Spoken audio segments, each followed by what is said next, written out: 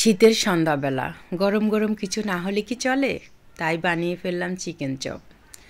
আসসালামু আলাইকুম, সবাই কেমন আছেন? আশা করছি ভালো আছেন। আমিও আলহামদুলিল্লাহ ভালো আছি। তো আমি চিকেন চপ কিভাবে বানালাম তা আপনাদের সাথে একটু শেয়ার করছি। আমি প্রথমে মুরগির বুকের যে মাংসটা সেটা নিয়ে নিলাম, ছোট ছোট করে পিস করে কেটে নিলাম। এটাকে ধুয়ে ভালো মতো পানি ঝরিয়ে সব ধরনের মশলা দিয়ে আমি এটাকে ভালো করে মেরিনেট করে রেখে দিব।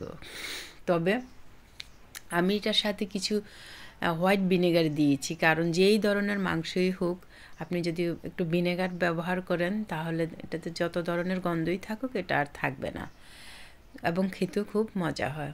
তো আমি সব কিছু দিয়ে মেখে নিয়ে 10 মিনিট রেখে দিব। তো 10 মিনিট পরে আমি চলে আসলাম এটাকে ভাজার জন্য।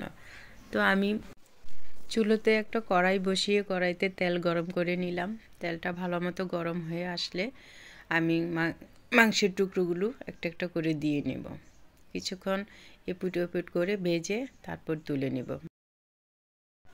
তো দেখুন আমার চিকেন চপের কালারটা কত সুন্দর হয়েছে। আমি মেয়েকে খেতে দিলাম, মেয়ে খুব মজা করে খাচ্ছে, আমিও খেলাম, ভালোই লেগেছে। আপনারাও বাসায় বানাতে পারেন।